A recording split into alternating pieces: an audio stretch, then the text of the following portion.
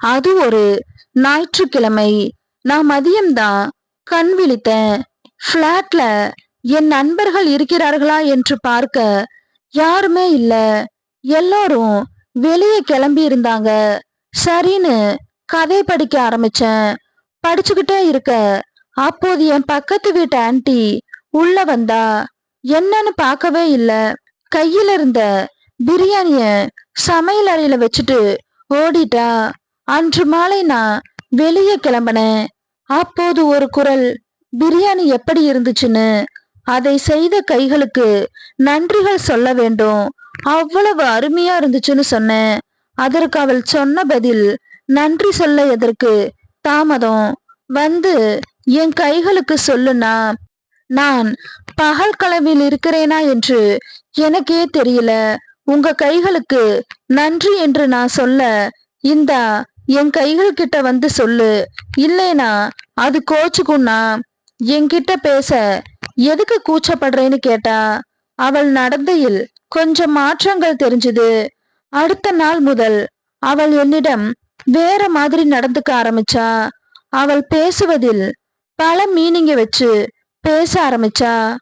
இப்படியே போக ஒரு நாள் மாலை என்னிடம், உன் படிப்பு எல்லாம் எப்படி போயிட்டு இருக்குதுன்னு கேட்டா.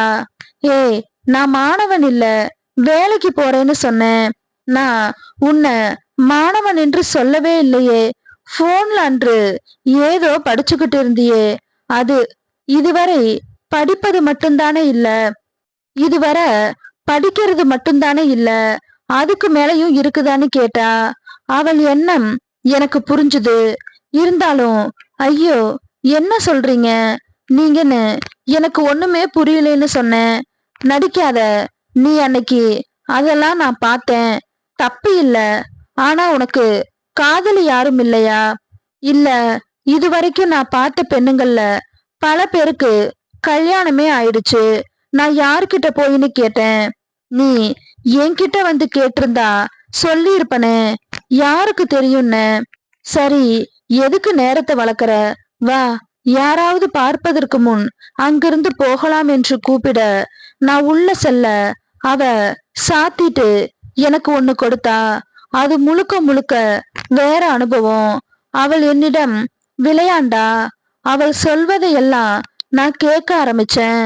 அவள் சொல்வதை கேட்டு இத்தனை நாள் வீணாக்கிட்டேன்னு கடுப்பா இருந்துச்சு. சரி, இப்போதாவது வீணாக்காமல் பேச வேணும்னு நினைச்சேன். அவ என்ன இருக்க பிடிச்சிருந்தா.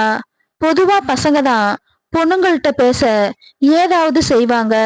ஆனா இவ வேற மாதிரி. என்ன உசுப்பேத்தி எல்லாத்தையும் அவளே பேச, ஆனால் அவன் கணவன் எதுவும் பேச மாட்டான்னா. இப்படியே எங்களுடைய நட்பு மலர்ந்துச்சு.